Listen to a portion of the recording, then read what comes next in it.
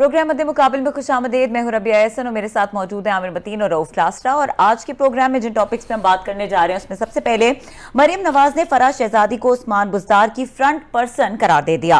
खातून अव्वल की सहेली फराह की करप्शन के किस्से आम होने लगे। अलीम खान के संगीन इल्जामात। दूसरी जानिब साबिक vice chairman Lahore development authority SM Imran का अलीम खान का गैर कानूनी हाउसिंग सोसाइटी के लिए दबाव डलवाने का इंकशाफ। अलीम खान के करीबी साथी शुएब सिद्दीकी ने मजीद राज खोलने की धमकी दे दी। इसके अलावा बात करेंगे फराह शहजादी पर करप्शन के इल्जामात पर वजीर आला ऑफिस के सीनियर अफसरान राहील सिद्दीकी, आमिर जान, ताहिर खुर्शीद, अजीम अरशद, आमिर करीम खान, जफर नसरुल्लाह और वसीम सियाल के नाम गर्दिश करने लगे। ब्यूरोक्रेसी में खलबली। इसके अलावा बात करेंगे मुबैना गैर मुल्की साजिश के लिए लिखे गए खत की इंक्वायरी होगी या नहीं। सुप्रीम कोर्ट ने वाज़ेह पैगाम दे दिया। सुप्रीम कोर्ट सिर्फ आईनी और कानूनी पहलुओं को परखेगी। शहबाज शरीफ की हसास इदारों से इन कैमरा ब्रीफिंग लेने की इस्तदा मुस्तरद। हमारी प्रैक्टिस नहीं कि रियासती पॉलिसी या फॉरेन पॉलिसी के मामलात में मुदाखलत करें। Chief justice Umar Ata Bandial. समात कल दोबारा होगी। क्लास साहब, जिस तरह से आज एक ये नया कैरेक्टर, आज तो नहीं इनफैक्ट कुछ दिनों से सामने आ गया था ये कैरेक्टर, और उसके बाद अब डिटेल्स सामने आना शुरू हो गई हैं। और मोस्ट इंपॉर्टेंटली जब मरियम नवाज ने भी कुछ देर पहले प्रेस कॉन्फ्रेंस की तो उनका जो फोकस था वो भी इस कैरेक्टर की तरफ बहुत ज़्यादा था। Now this is coming out as a corruption case and वही वाली जो बात के क्यों नहीं चाहते वज़ीर आज़म इमरान खान के आईनी तौर पर, ये उनका मौक़िफ़ है मुत्तहिदा ऑपोजिशन का। दिनों से ये नाम पहले भी था, आप लोगों ने डेफिनेटली मेंशन किया, देन इट वाज डिसअपीयर्ड। जी। तो बहरहाल सर, जिस तरह से ये बात की जा रही है कि अब वो तमाम चीज़ें सामने आएंगी, ऑपोजिशन की तरफ से आ रही हैं कि करप्शन के इल्ज़ामात हैं और क्यों अवॉइड किया जा रहा है सिचुएशन को कि आईनी तरीके से असम्बलियाँ तहलील हों, अदम एतमाद हो और फिर उसके बाद एक केयर टेकर सेटअप आए और फिर इलेक्शंस हो। ये चीज़ें अब सामने आ रही हैं और मरियम नवाज की प्रेस कॉन्फ्रेंस पे कमेंट। वो कहते हैं ना, जो थोड़ा सा भी लिटरेचर पढ़ते हैं ना, एक वहाँ ग्रीक दौर से, आज से मतलब 2,500-3 हज़ार साल पहले की बात कर रहा हूँ, तो उस वक्त से एक टर्म उन्होंने ईजाद की थी, ये ट्रेजिडीज़ होती है, जो स्पेशली बाद में शेक्सपियरियन जब ट्रेजिडीज़ हैं उनमें ज़्यादा है। एक लफ्ज़ उन्होंने ईजाद किया था कि बड़े लोग जो होते हैं जब उनका ज़िवाल होते हैं तो ज़िवाल की कोई ना कोई ट्रेजिक फलाह होता है उस बंदे का। ये उसकी ये टर्म है लिटरेचर में, ट्रेजिक फलाह। कोई भी बड़ा ये बंदा होगा, क्योंकि सारी उम्र तो कोई नहीं रह सकता ना, किसी ने बादशाह रहना है ना अरूज रहना है, एक ना एक दिन आपको वहाँ पे ज़िवाल आना होता है। और वो ये कहते हैं, जो बहुत बड़े यहाँ लिटरेरी वो थे, ये गुरुज थे जिन्होंने, मैंने कहा थाउजेंड ऑफ ईयर पे उन्होंने राइज एंड फॉल देखे हैं, एम्पायर्स के देखे हैं, सिविलाइजेशंस के देखे हैं, बादशाहों के देखे हैं, हुकूमतों के से उन्होंने देखे हैं। वो इस नतीजे पर पहुँचे हैं कि बड़ा आदमी जो होता है ना, वो कोई ना कोई ऐसा ब्लंडर ज़रूर मारता होता है जिसकी वजह से उसको भी ज़िवाल आता है, उसकी रियासत को भी आता है और उसके इर्द गिर्द लोगों को भी आता है। इसको ट्रेजिक फलाह कहते हैं और ये हर बंदे का होता है, मेरा भी होगा। अगेन ये उसकी आप कह सकते हैं उसकी इंटेंसिटी थोड़ी होगी, वो मुझे अफेक्ट करेगी, या मेरे से रिलेटेड लोगों को। बड़ा बादशाह होगा तो उसको बड़े लेवल पर करेगी। इस थोड़ी सी फिलासफिकल ये तमहीद का मतलब ये है, इमरान खान साहब का कोई ट्रेजिक फलाह इस वक्त तक नज़र आ रहा है, वो 2-3 है जो इनको हर्ट करेंगे इलेक्शन वाले आने वाले दिनों में। और अभी से ये चीज़ें नैरेटिव बनता जा रहा है कि जनाब कि उन्होंने जो हिट करना है ना, वो इमरान खान साहब के उन्होंने 2-3 कैरेक्टर्स को हिट करना है और उनकी करप्शन को सामने लेकर आना है। और उन्होंने अगर कोई कसर उसमें रह गई थी तो वो यहाँ पाकिस्तान से जिस तरीके से वो चले गई है ना, वो ये खतून, ये फराह साहिबा जो हैं, उसके बाद मज़ीद 2-3 चीज़ों को उन्होंने खुद खान साहब ने पहले से अपने, खान साहब समझ में प्रीएम्प्ट कर दूँ ना, लोगों को मैं कोई चीज़ समझा दूंगा ना तो लोग समझ जाते हैं कोई एहतजाज नहीं होगा, कोई बात नहीं होगी, मैं उनको चार्म कर सकता हूँ। उन्होंने खुद ही इंटरव्यू में कह दिया जी मेरे खिलाफ जो है ना मेरी करैक्टर असैसिनेशन भी होगी, तो उसका खतून अव्वल की भी होगी। साथ में उन्होंने कहा कि खतून अव्वल की दोस्त जो है फराह, उनकी भी होगी। उन्होंने पहले से बता दिया था, खान साहब को ये पता था कि उनकी होगी। यहाँ पे 3-4 ऐसे लोग हैं, बाकी हम बड़ों को छोड़ देते हैं। इस्लामाबाद के हद तक जो करप्शन हुई है, स्कैंडल्स हुए हैं, चीज़ें हुई हैं, वो तो कहते हैं कुछ हुआ ही नहीं, आमिर साहब ने बहुत सारी की हैं, हमने की हैं और लोगों ने की हैं, वो तो आती रहेंगी क्योंकि वो बिलियंस में है जो यहाँ पे काम होते हैं, वो बड़े काम हुए हैं। इनकी जो आगे दस्ताने आना शुरू हो गए, फराह साहबा का नाम अब नहीं आ रहा। इमरान खान साहब की थोड़ा लोगों को मैं उनको वो कर दूं, थोड़ी सी उनको याद दहानी करा दूं। इमरान खान साहब की जो तीसरी शादी हुई थी बुशरा बीबी से, वो फराह साहबा के घर पर हुई थी। ये इनके आई विटनेस भी थे, पिक्चर्स भी हैं, सारी ये चीज़ें जो है ना उन्होंने मैनेज की थी, फराह साहिबा ने मैनेज की थी। So she is very close to उनके बुशरा साहिबा के भी और इमरान खान साहब की। उस वक्त ये आके रिपोर्टें गर्दिश होना शुरू हो गई थी कि इन्होंने वज़ीर आला पंजाब जो है ये इन्होंने लगवाया। एहसन जमील गुजर साहब जो हैं वो उनके दोस्त थे या जानने वाले थे, या ये जो है फराह साहिबा हैं ये उनको जानती थी उस्मान बुज़दार साहब। ये इमरान खान साहब ज़िंदगी में कभी नहीं मिले थे। इनकी पहली मुलाकात उस वक्त हुई बनी गाला में, जब इनको बताया गया कि इनको आपने वज़ीर आज़म बना आगे सारी वज़ीर आला बनाना है। इमरान खान साहब की पहली मुलाकात वो जानते नहीं थे। ये ग्रुप ये जानता था सारे का सारा। ये फराह साहिबा हूँ, एहसन जमील गुजर हूँ, साथ में साहब ज़हर बुशरा साहिबा हूँ, वो भी जानती होंगी। सो उनकी रिकमेंडेशन थी। No it's open secret. ये कौन सी ऐसी मतलब चीज़ उन्होंने छुपाई है या नहीं। रात आमिर साहब कह नहीं रहे थे कि पहले जो उन्होंने 2-3 दिन बाद जहाँ पूरी ब्यूरोक्रेसी खड़का दी थी, उन्होंने पूरे सहीवाल के RPO और उसके बाद DPO पाकपतन और थाने शाने मुत्ते लागे पीछे उन्होंने किए थे। इसी वजह से करवाने वाले एहसन जमील गुजर साहब थे जो इंक्वायरी कर रहे थे शारिक कमाल सदीकी की और इनके रिजवान गोंदल की। वहाँ पे ये उन्होंने आके आपको याद हो वज़ीर आला हाउस में बुला कर की थी। सो डे 1 से ये लोग पावरफुल थे और डे 1 से ये लोग चीज़ें कंट्रोल कर रहे थे। अब तक ये चीज़ें सामने आ रही थी कि जनाब कि अगर आपने ट्रांसफ़र करवाना है, पोस्टिंग करवानी है, किसी को आगे पीछे करना है, कोई ठेके शैके लेने हैं तो इन लोगों से रब्ता करें। सबको पता था, एवरीबॉडी न्यू दैट कि ये लोग हैं, ये हैंडलर हैं, ये हैंडल करते हैं और यही बैठ के बातें करते होते हैं सारी। लास्ट ईयर हमने अब इनसे गलती हुई, वही बात कि आप जिवाल तो आना होता है। ये अभी बहुत सारे लोगों को भूल गया होगा कि ये सेनेट की उम्मीदवार भी थी, कवरिंग कैंडिडेट थी ये। इमरान खान साहब इसी फराह साहिबा को, जिनका वो कह रहे थे कि इनको आपने कुछ कहना नहीं है कि वो बहुत वो हैं, उन्होंने कोई गलत काम नहीं किए हुए, इनको सेनेटर में वो ला रहे थे, यहाँ पे वो सेनेटर बना रहे थे लास्ट ईयर। ये कवरिंग कैंडिडेट थी। अब उनसे गलती हो गई। इन्होंने जनाब कहा क्योंकि पावर में बंदा बैठा हो तो वो समझते कि मैं सारी चीज़ें मैनेज कर लूँगा। इन्होंने जब सेनेट में अपने कागजात जमा करवाए तो उसके साथ इन्होंने पूरा पलंदा जमा करवाया। आपको जमा करवाना पड़ता है इलेक्शन कमीशन के पास कि आपकी प्रॉपर्टी कितनी है, एसेट्स कितने हैं, ये कैश कितना है, गोशवारे जिनको कहते हैं। इन्होंने पूरी तसल्ली के साथ वो गोशवारे इलेक्शन कमीशन के पास जमा करवाए जो हमने वहां से निकलवाए। अच्छा, गोशवारे लास्ट ईयर हमने इस पे प्रोग्राम किया था, उस पे हम पब्लिक टीवी पे थे। हमने इनका कच्चा चटा खोला था सारे का सारा। इनकी उस वक्त की जो पाकिस्तानी इनकी असेसमेंट है वो 70 करोड़ रुपए की इनकी जायदाद निकली थी पाकिस्तान में, 70 करोड़ की सिर्फ पाकिस्तान में। साथ में दुबई में इनकी प्रॉपर्टीज निकली थी। ये उस वक्त की बता रहा हूँ। अब 1 साल में कहाँ से कहाँ पहुँच चुकी हैं मुझे नहीं पता क्या है या नहीं है। उनका क्लाउड देखें कि एक यहाँ से आम खतून है, घरेलू होंगी, सपोजली बिजनेसमैन फैमिली से होगी, मियाँ उनका प्रॉपर्टी डीलर है एहसन जमील गुजर साहब जो हैं वो। अगेन अगर उसमें गुजरांवाला में एक और उसकी अलहदा स्टोरी है कि वहाँ गुजरांवाला ये डेवलपमेंट अथॉरिटी में लगने को कोई तैयार नहीं था DG के। इनके वहाँ पे सैकड़ों इनके काम फंसे हुए थे और वहां से वजीर आला हाउस से हर बंदे को कहा जाता था DG को कि जनाब इनको रेगुलराइज करके दे। कोई कहता नहीं। हाउसिंग के बड़े मुकदमात थे इन पे, FIR थी, वो अभी स्टोरियां करते रहे हैं, ये हम करते रहे सारी की सारी चीजें। सो यहाँ पे इन्होंने उस वक्त उठा के कहा कि इनको सेनेटर बनाएगा। अभी तो पाकिस्तान के लोग कह रहे हैं वो चली गई हैं, वो शुक्र करें वो तो सेनेट में आ रही थी। इमरान खान साहब और उनको बुज़दार साहब और उनको बुशरा साहब जो है वो तो सेनेट में लेकर आ रहे थे कि इतनी समझदार जहीन वाइज खतून जो है उसको सेनेट में होना चाहिए था। आज ये पता चल रहा है जनाब कि वो जो सारी की सारी चीज़ें हैं, उनके प्लाटों की डिटेल देख लें, उनके वहाँ प्रॉपर्टीज़ की डिटेल देख लें। मैं इमरान खान साहब से एक बात पूछना चाहता हूँ मैं कि आप जो कहते हैं यहाँ पे पाकिस्तानी सियासतदान है, करप्शन का पैसा, फलां पैसा, ये पैसा पाकिस्तान से निकाल के बाहर ले जाते हैं, बिल्कुल ले जाते हैं, हमने स्टोरियाँ की हुई है, शरीफ खानदान और जरदारी बाकी। ये इनसे तो पूछें कि जो यहाँ से भाग के इन दुबई में ले रहे हैं, जदादें ले रहे हैं, इन पे खान साहब बात क्यों नहीं करते? अभी ये फराह साहबा यहाँ से जो गई हैं, ये जाके अपने फ्लैट में रह रही है वहाँ पे, जो इनकी प्रॉपर्टीज में गोशवारों में डिक्लेयर किया है, उन्होंने बताया हुआ है कि जनाब कि है मेरा। अब ये नहीं पता कि इन्होंने उनको डिक्लेयर किया या नहीं किया, उसको FBR को हम उस पर क्वेश्चन उठा रहे हैं। सो अब ये पता चल रहा है कि बहुत सारी चीज़ें जो हैं कि इमरान खान साहब के जो करीबी लोग थे, जो उस्मान बुज़दार साहब के क्वेश्चन जो अलीम खान ने किए, उन्होंने तो बिल्कुल कच्चा छट। अच्छा, इसका एक फ़ायदा हुआ है, ये PTI वाले हमारे ऊपर चढ़ जाते हैं, गाली गलोच आते जाते सोशल मीडिया। इन्होंने वही समझा, इन्होंने कहा अलीम खान को भी रगड़ देंगे, PTI के सोशल मीडिया ने कहा ग्लैडिएटर्स हैं। इन्होंने उन पर चढ़ाई कि उन्होंने कहा अच्छा जी मैं बताता हूँ आपको जनाब 2 + 2 = 4 के से। उन्होंने कल बैठ के सारा कच्चा चट्टा खोल दिया है। उन्होंने कहा मजीद किसी ने की ना मैं मजीद बताऊंगा। आज सारा दिन चुप रही है। मैंने किसी सोशल मीडिया एक्टिविस्ट को, इनके जो मेन एक्टिविस्ट हैं, पहले उनको कर रहे थे, उनको टोंके शोके मार रहे थे, उसको बेशरम कह रहे थे, किसी को वहाँ पे कोई गाली दे रहे थे, तो कोई गद्दार कह रहे थे। तो जब उन्होंने ये कहा है ना कि अब किसी ने मेरे पे अटैक किया, क्योंकि उन्हें पता था कि प्राइम मिनिस्टर ऑफ पाकिस्तान की एक टीम है, आगे से लोगों पे अटैक करती हैं, अब चुप हो गई है। अब कल से नहीं बोले, अब अंदाजा करें, कल से खामोशी है। हालांकि मैं तो कर रहा था कि कुछ ज़रा उनको भी छेड़ें, उस ओन चौधरी को छेड़ें, कुछ जहांगीर तरीन को छेड़ें, ताकि इसी तरह अलीम खान की तरह वो भी बैठ के आपके कच्चे चटे खोले। बड़ा मुख्तसर ये लंबी कहानी है कि आमिर साहब और मैं ये चीज़ें पहले हम बता चुके हैं, जो खान साहब कह रहे थे ना कि अब कैरेक्टर असैसिनेशन शुरू होगी। हजूर ये पिछले साल हम कच्चे चटे आपके इनके खोल चुके थे, आपके करीबी लोग हैं वो बता चुके हैं।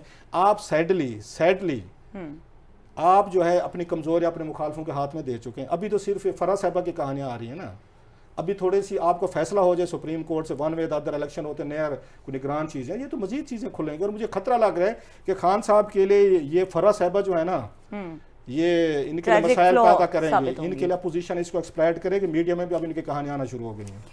जी आमिर साहब, डेफिनेटली वही बात जो मैं शुरू में कह रही थी कि ये नया कैरेक्टर नहीं है, लेकिन सरफेस दोबारा हो रही हैं, और जिस तरीके से हो रही हैं ये बहुत संगीन चीज़ें हैं। किस तरह से हमने इसको कवर तो करेंगे? ये स्टोरी क्योंकि ब्रेक की 3 कैरेक्टर को ढूंढा था जब रिजवान गुर्दल का मामला हुआ, और जो प्राइम मिनिस्टर ने जो पहली प्रेस कॉन्फ्रेंस की थी उसी में ही वो जो गुफ्तगू 45 मिनट्स की होनी थी, तो 35 मिनट 40 मिनट जो है ना वो इसी इशू के ऊपर ही बहस होती रही।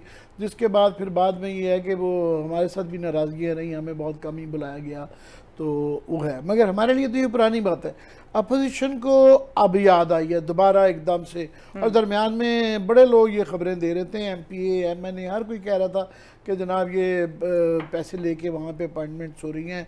उस ज़माने में सिर्फ ये टीके साहब, ये ताहिर खुर्शीद साहब का नाम नहीं है, और पूरे उस माने में जो भी काफ़ी सारे वहाँ पे जो लोग लगे हुए हैं, एक लिस्ट चल रही है, उन सब पे इल्ज़ाम है। किसी का जवाई, किसी का मामा, किसी का चाचा, फिर लाहौर के एक ज्वेलर का बहुत ज़्यादा नाम आ रहा है जो कि गो बिटवीन था, फिर एक 2 और नाम आ रहे हैं, अब तो क्लियरली नाम भी आ रहे हैं।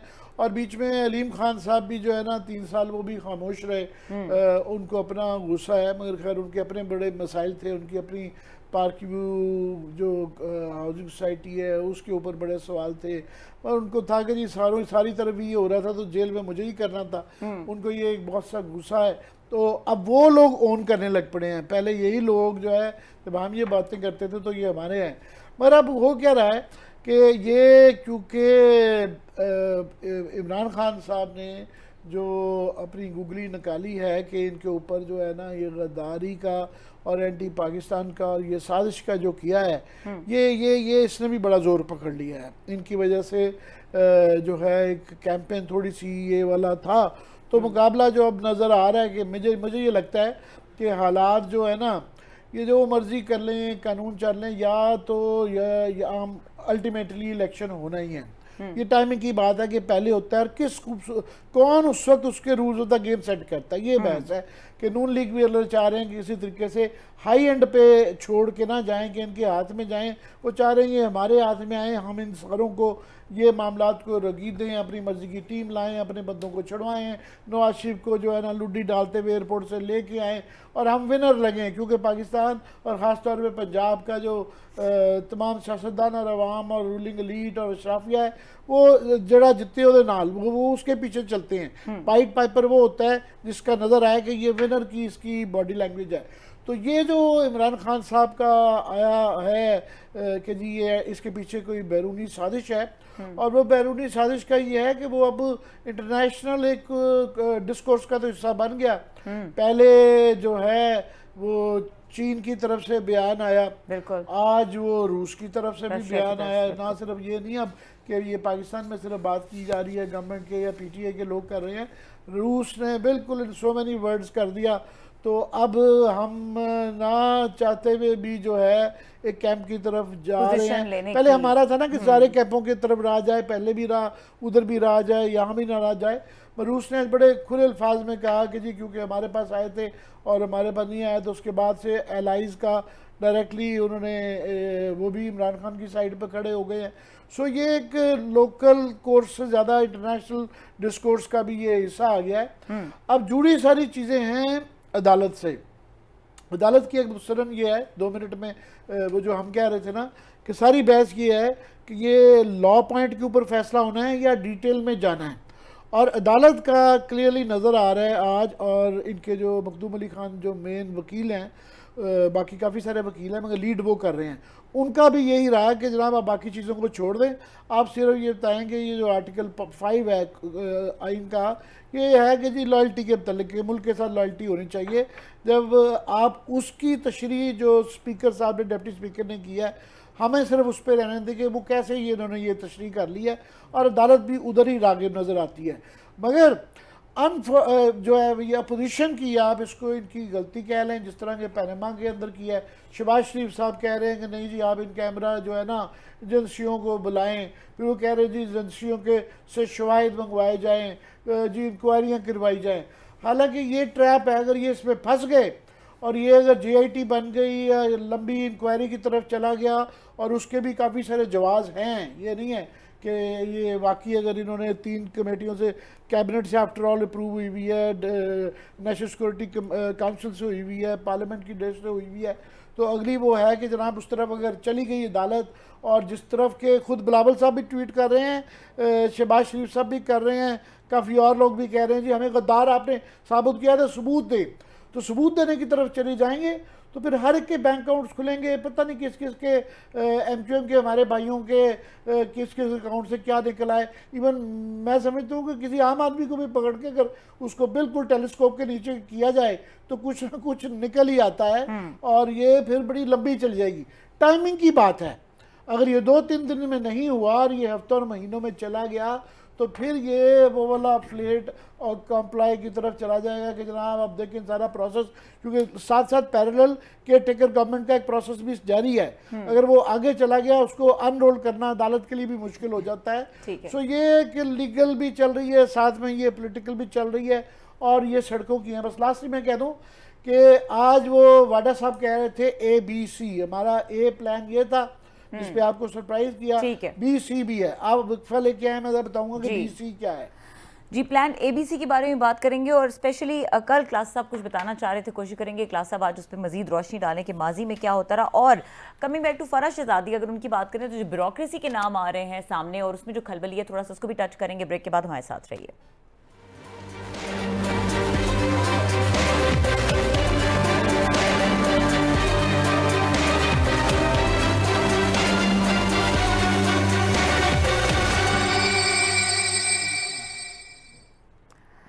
Welcome back. आमिर साहब, ब्रेक से पहले बात हो रही थी फैसल वावडा साहब का प्लान A, B और C, और इसके अलावा फैसल जावेद साहब ने भी कहा कि एक और भी ट्रम्प कार्ड है, वो भी जरा ट्रम्प कार्ड जो है वो ये क्लास साहब हंस रहे थे कि जी मैं भी स्क्रिप्ट राइटर बीच में हूँ, और क्लियरली पहले भी जो है हमने ये अंदाज़ा लगा लिया था कि इन्होंने फेयर गेम नहीं खेलनी। ये उनका ओपनली कहना है कि क्योंकि ये जो सिंध हाउस में लोटे इकट्ठे किए गए हैं और पंजाब के अंदर उससे भी ज़्यादा इकट्ठे किए गए हैं, तो ये फाउल हुआ है, तो फिर हमारे से उम्मीद ना रखेंगे हम जेंटलमैन क्रिकेट खेलेंगे। तो उन्होंने भी फाउल गेम के अपने प्लान बनाए हुए हैं। फॉर एग्ज़ाम्पल, अगर के सुप्रीम कोर्ट से ये फैसला आ जाता है कि जनाब ये स्पीकर की रूलिंग ठीक स्पीकर की दोबारा प्रोसेस पूरा करें, अच्छा, और अपोजिशन के फेवर में आ जाता है, तो पहले कल भी मैंने जिक्र किया था कि ये एक दिन में नहीं होगा कि अभी जाके फॉर्म का सारी चीज़ों को डी नोटिफाई जो हो चुका हुआ है उनको अनडू होना पड़ेगा, फिर एक दोबारा शायद शेड्यूल आएगा। मगर उसके लिए भी उन्होंने कुछ ना कुछ अल्टीमेटली उन्होंने काकड़ मोमेंट क्रिएट करना है कि यहाँ पे ऑलरेडी वैसे एम्पायर जो है ना न्यूट्रल नहीं रह गए। उसकी एक मिसाल तो ये आई ना कि आज 2-3 सहाफ़ी ये कह रहे थे कि जी हमने सवालनामे भेजे थे, तो हमें उन्होंने कहा जी हमारे पास कोई एजेंसियों ने कहा है, ओपनली उनका नाम लेके बताया जा रहा था कि हमें ये रिटर्न लेटर आए हैं कि हमारे पास कोई शवाहिद नहीं है कि ये कोई साजिश हुई है, अमेरिकन साजिश का कोई शवाहिद नहीं है। हालांकि कम्युनिटी के अंदर ये एडमिट ज़रूर किया गया था कि ब्लेटेंट इंटरफेरेंस कि बिल्कुल एक क्लियरली मुदाखलत है पाकिस्तान के अफेयर्स में, ये कम्युनिके में कहा गया था। पर आज ये उनकी हल्की हल्की जो है ना असरार, तो वो उस तरफ ले जाने का उनका तरीकाकार यही है कि लेट्स से कि अब दोबारा गिनती शुरू हो रही है, या गिरती होने से पहले इस दफ़ा आर्टिकल 5 पकड़ा है, कोई और आर्टिकल पकड़ लेंगे, या किसी और नेशनल असम्बली के रूल की सहारा लेते हुए दोबारा जो है एक रूल का तो उन्होंने खुद बता दिया था स्पीकर साहब ने, असद कैसर ने। उन्होंने कहा जी फॉर एग्जांपल ये हार भी जाते हैं इमरान खान साहब, तो ये फिर हाउस प्रोरोग नहीं हो सकता, मगर रूल 20 है शायद, उसमें ये नहीं लिखा हुआ कि कितने दिन बाद नए वजीर आजम का इलेक्शन होगा, तो वो लंबा लटकाते हैं। इस दौरान में आप देखें ना क्राइसिस बढ़ रहा है पंजाब के अंदर, पता नहीं क्या होगा, ऑलरेडी मारकुटाई हो चुकी हुई है। ये जो 3 को पहले जो सेशन था उस दिन अंदर ठीक ठाक मारकुटाई हुई है, अब ये आगे ले जाके 16 तक जा चुका है। या उनके नंबर पूरे परवेज लाई के होंगे और वो इस काम के बड़े स्पेशलिस्ट हैं, या वहाँ भी इस तरह का जो है गंद कह लें, केओस कह लें, जो भी कहें, तो यही पड़ा रहेगा, तो ये सिलसिला जारी रहेगा। तो ये मेरा ये मानना है कि उनका ये बिल्कुल उस तरफ ले जाना है, और अल्टीमेटली कोई पता नहीं हल्का सा आसदारी इस तरफ की ये इंडिकेशनें आनी शुरू हो गई हैं कि हमारा भी मकसद इलेक्शन कराना था। तो इस दौरान में आपस में भी पीडीएम के अंदर ये वाले हो सकते हैं इख्तलाफात कि जनाब फिर इलेक्शन की तरफ बात कर ली जाए। तो रूल्स ऑफ द गेम बस सेट करने पे बहस है कि जनाब ये जो कुछ 2-4 उसके लिए मराहल हैं कि इलेक्शन के लॉज क्या होने, डिलिमिटेशन के मसाइल, बला बला, ये जो है नैब, तो वो नैब का कोई नून लीग वाले कर नहीं सकते हैं, इतना आसान नहीं है। सिर्फ अपनी मर्जी का चेयरमैन जरूर लगा सकती है नई गवर्नमेंट कोई आए, मगर वो नैब के लॉज कॉन्स्टिट्यूशनल प्रोटेक्शन है, वो इतना आसान नहीं है। निगरान हुकूमत तो नहीं लगा सकती। निगरान हुकूमत क्या, दूसरी हुकूमत भी जो है कॉन्स्टिट्यूशनल अदारा है, तो उसके लिए 2/3 मेजॉरिटी चाहिए होगी, वो फ्यूचर में हो सकेगा।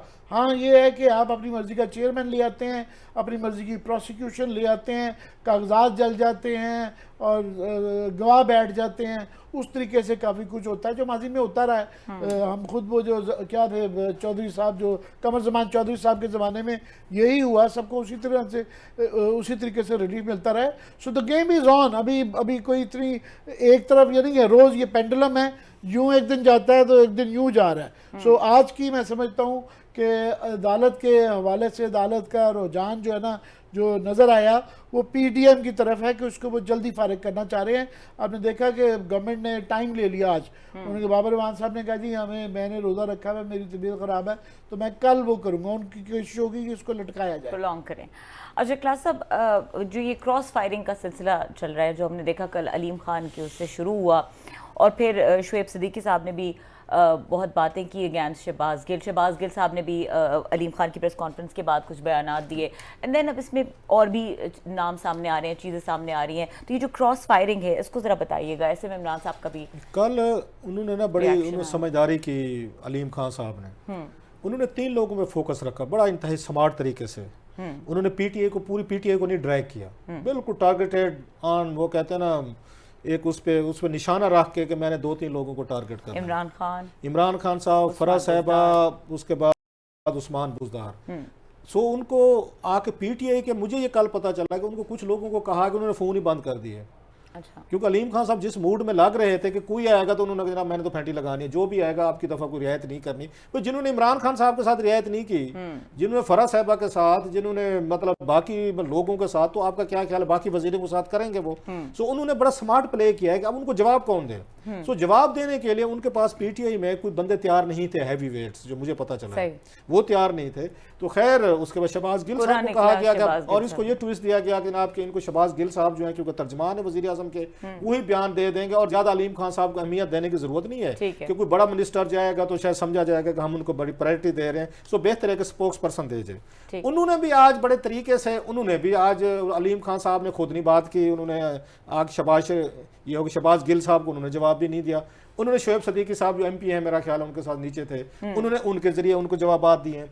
अच्छा, प्लस इन्होंने काउंटर अटैक इन्होंने एक और तरीके से करा जो मुझे वैसे समझ नहीं आ रही वैसे पीटीआई की।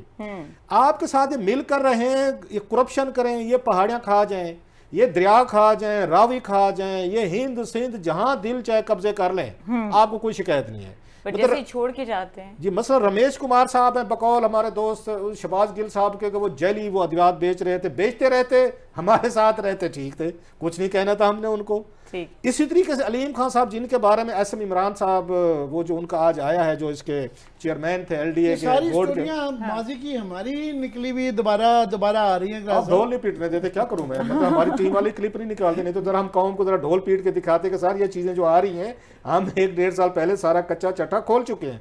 सो अब वो आगे एसएम इमरान साहब आ गए हैं, उनको कहा गया क्योंकि अलीम साहब खान साहब बागी हो गए, अब हमारे साथ नहीं रहे, लिहाजा इनका कच्चा चट्टा निकालो। ऐसे में इमरान मैं सिर्फ याद हाँ, लोगों की करा दूं कि ये गौर एजाज साहब के रिश्तेदार हैं, लेक सिटी में इनकी रहाइश है, जो कि जिसके वो मालिक हैं, और हम बहुत प्रोग्राम करते रहे हैं। इनके एलडीए में वाइस चेयरमैन जो लगाए गए थे ये तो ऑनरी, तो इनको एग्जेक्टिव पावर सीएम ने अपनी दे दी थी, और ये वहाँ पे इन्होंने अपने गौर एजाज रिश्तेदार को भी बड़े फवायद दिए थे।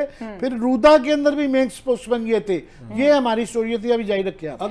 अगर इजाजत दें तो बात लंबी है। हाँ जी, ब्रेक का वक्त हो रहा है और उसके बाद इसी बात को यहीं से कंटिन्यू करेंगे। हमारे साथ रहिए।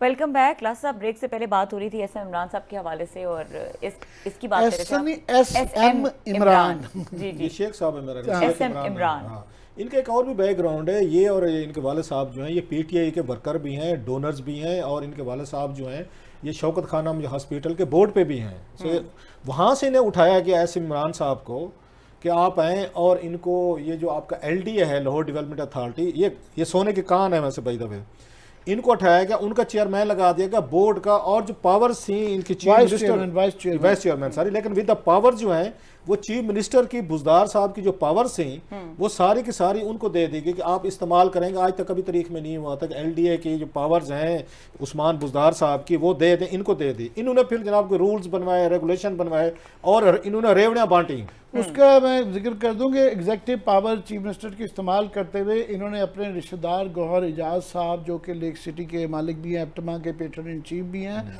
उनकी जो लेक्स व्यू सिटी है उसके अंदर जो उसको मज़ीद 10% शायद कमर्शियल एरिया और रेजिडेंशियल ग्रीन एरिया को कन्वर्ट करने में एक फैसिलिटेटर का रोल अदा किया। सो वो उन्होंने जहाँ पे उन्होंने करने थे, काम कराने थे, बल्कि पिछले दिन ये अलीम खान ने ये इशारे किए हैं। नहीं ठीक किया ना, और अभी बहुत कुछ अलीम खान साहब के पास होगा जो कच्चा चट्टा खोलेंगे। प्लस ये इरेगुलर वहाँ पे ये हाउसिंग सोसाइटीज थी जो तबाह कर दी उन्होंने लाहौर को और सेंट्रल पंजाब को, जो उसके एडजॉइनिंग उसके एरियाज हैं लाहौर को, उनको इन्होंने एक उसके जरिए मेरा ख्याल रह गए, एक आया था ऑर्डिनेंस के जरिए इन्होंने रेगुलाइज कर दिया। आपको क्या ख्याल है, मुफ्त में ये काम किए होंगे जहाँ पे फराज साहब की ये कहानियां दस्ताने आ रही हैं। सो एसएम इमरान साहब का अपने बहुत सारे स्केल्टन्स हैं अगेन जो मुझे लगता है, अब इस पे आके चुप रहते हैं या वो थोड़ा सा आके कच्चा चट्टा खोलते हैं, नहीं खोलते।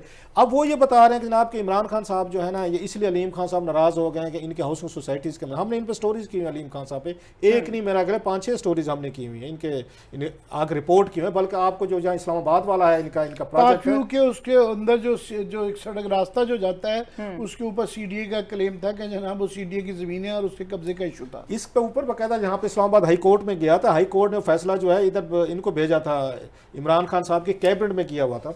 मेरा फिर भी वही वहां पे सवाल आ जाता है कि अलीम खान साहब की गलत चीजें हों, उनके गलत acts of omission and commission हों, वो चुप करके रहे हैं तो आपको कोई प्रॉब्लम नहीं है। अगेन मुझे इमरान खान साहब को समझ आ रही है इनकी हुकूमत को, हर हुकूमत करती है कि तुसी जो करप्शन करनी है, माल बनाने, कब्जे करने, ठेके लेने ने, तुसी दवाइयां बेचने बेच लो, लेकिन वोट सानू पा देना तुसी है, असी तुहाडे नाल हां।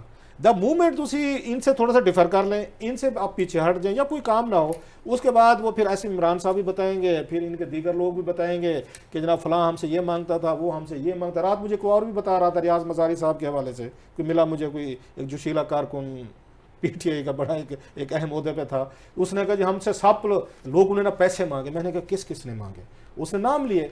मैं रियाज मजारी साहब भी, तो मैं अगर उनको हम जानते हैं इलाके में, एक साबिक वज़ीर आज़म रियाज मजारी साहब भी आपसे पैसे मांगे, वो कहने वो पहाड़ शहाड़ को फलां मांग रहे थे।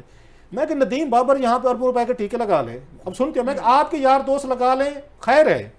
मैं कि यहाँ आरिफ नकवी साहब 70 बिलियन रुपीज़ का वो खा के भाग गए हैं, जो आपको याद होगा जीएसटी वगैरह और सारे जीएडीसी के पैसे। मैं कि 250 अरब रुपया माफ़ कर रहे थे, उनको माफ़ कर दिए थे आपने अपने तमाम बिजनेसमैनों को, वो भी ठीक है।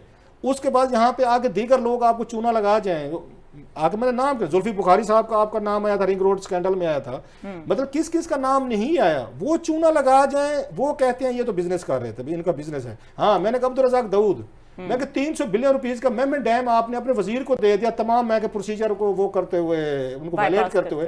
अब्दुल रज़ाक दाऊद को भी दे दें, 300 बिलियन का दे दें, वो नदीम बाबर भी अपना अपना भर भरा के निकल जाए। और भी मैं के 4-5 बड़े बड़े स्कैंडल है। अभी इन्होंने गैस वाला दिया था जिसमें हमाद अजहर साहब आ रहे हैं, जिनकी वजह से बिलियंस ऑफ रुपीज के आपको गैस के, LNG के, LPG के नुकसान हुए। अगर ये MNA मांग लेते, या तो फिर अक्रॉस द बोर्ड रखे ना कि हमने किसी को फेवर नहीं देनी। जो बड़े बड़े डोनर्स हैं जो आपकी जेबें भरते हैं, फिर ऐसे इमरान को नहीं बनाना था ना वहां पे उसका चेयरमैन, उसका LDA के या वाइस चेयरमैन जो है, जो उन्होंने बैठ के उन्होंने रेवड़ियां बांटी हैं। सो मैंने कहा हमारे पसमानदा लोगों के इलाकों के जो MNAs हैं वो कोई मांग लें जनाब हमें ये दें, आपको तो हो ये तो बहुत बड़ी करप्शन होगी। तो मैं भाई साहब अगर यहाँ बांट रहे हैं ना अंधों की तरह रेवड़ियां, तो रेवड़ियों का रुख उन लोगों को भी दें जिनकी वजह से आप फिर वोटर, आप आके प्राइम मिनिस्टर बने हुए हैं। बहरहाल ये चलते, आप साथ हैं तो ठीक है, या बगावत जी करेंगे बिल्कुल, तो ये गुफ्तगू चलती रहेगी। और कल का दिन इंपॉर्टेंट हो सकता है सुप्रीम कोर्ट के फैसले के हवाले से, और इस हवाले से कि आगे आने वाले दिनों में सिचुएशन किस तरफ जाएगी। प्रोग्राम देखने के लिए शुक्रिया, इजाजत दीजिए, अल्लाह।